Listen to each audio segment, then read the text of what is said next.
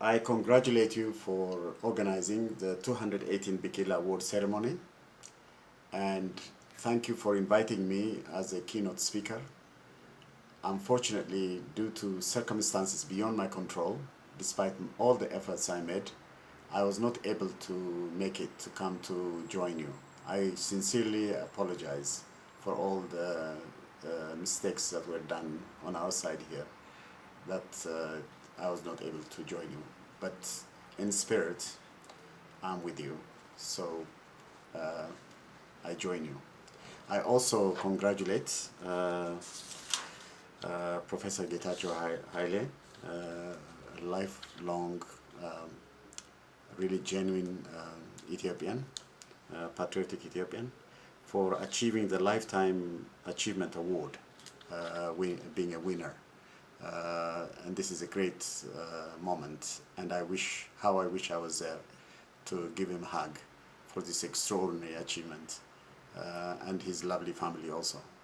Really is a great example for all of us, and I sincerely and genuinely appreciate that he got this achievement.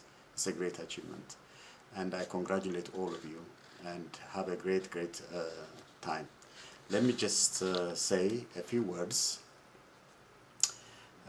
on the title that our brother Temesgen sent me to reflect upon and send you a few key messages. One of the message and the title he sent me is, on Ethiopianism, how do we create the quest for love, for peace, for reconciliation, for tolerance now among Ethiopians? And this is a great time to really reflect. We have now the new Prime Minister really openly and I think sincerely promoting love, reconciliation, forgiveness, tolerance. Then at the same time, as you know, uh, brutal killings are taking place in Ethiopia now.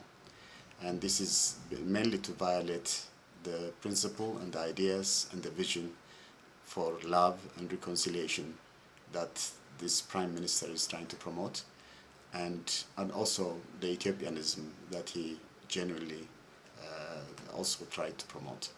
Now we really need to work very hard to understand Ethiopia, because we really don't know Ethiopia. Let me just give you a few concrete examples about Ethiopia. First, the name Ethiopia itself is a very old and ancient name. Even on the name, people debate on it. Some say the Greeks gave that name, and others say no, it's originated from Ethiopic king of Ethiopia, who has also a number of children, and those children are all the people we call tribes now, or ethnic groups, are actually children that the king had, they say. And then, of course, also Ethiopia's name has been changed into Abyssinia, and some say the Arabs gave this name. Some also say during the Ahmed Grind time, the Portuguese also used the name Abyssinia.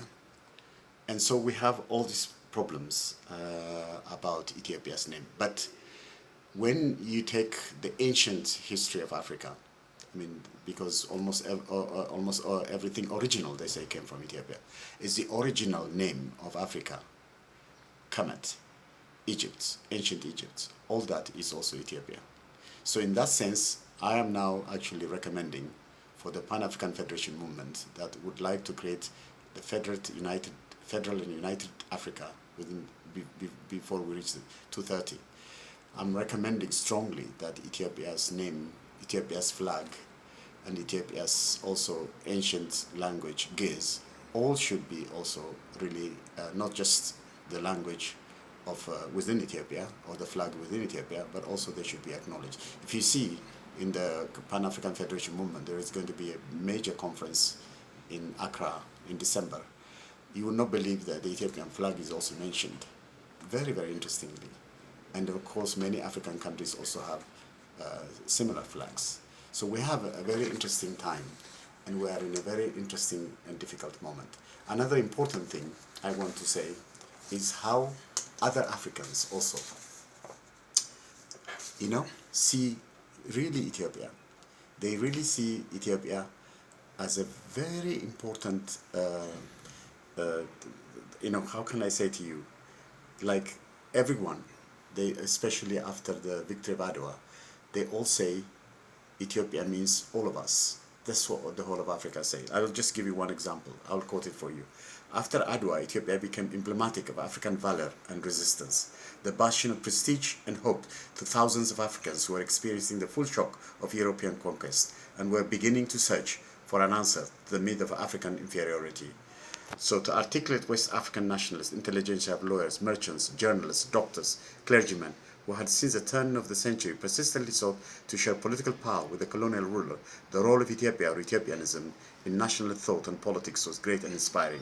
In separate African churches, Africans did and could protest imperial rule and build articulate leadership to oppose the domineering and discriminating actions of the colonial officials. So the name Ethiopia is incredible. It's really means a lot to the rest of the world, the rest of humanity.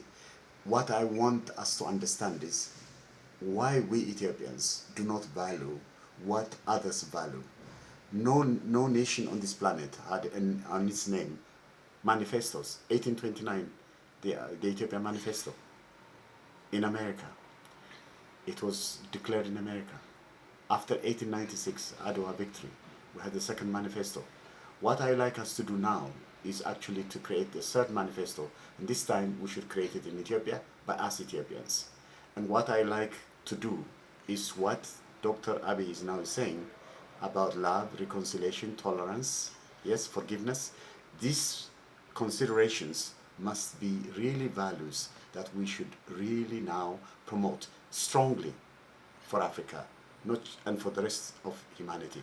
It's extremely important that we actually value the Ethiopianism philosophy that has been created for Pan-Africanism, for the African Renaissance, for many things like that, that it has been an immense liberation vision that a whole variety of people found spiritual strength to actually motivate them, strengthen them, and make them struggle against all those that have been denying them everything, including spirituality, to worship God. They were denied, and they said Ethiopia gave them the right to worship God.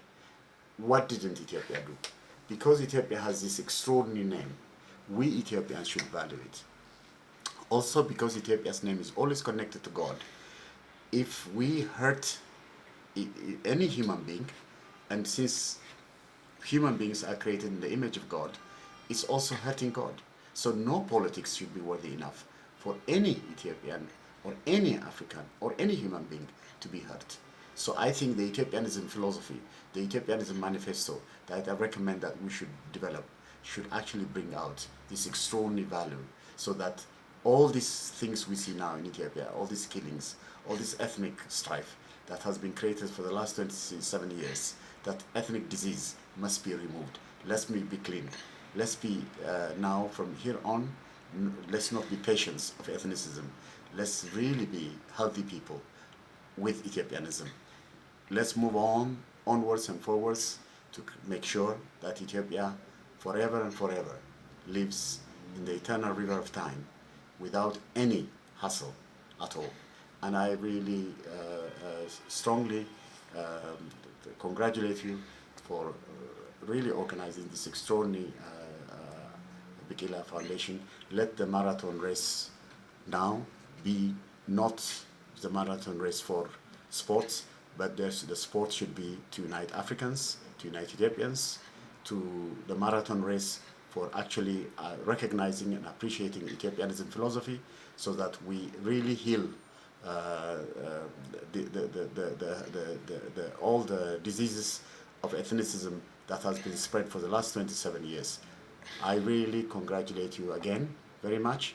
Thank you so much, and I appreciate for all, and I want to hear the great news after you conclude this great event. Thank you very much.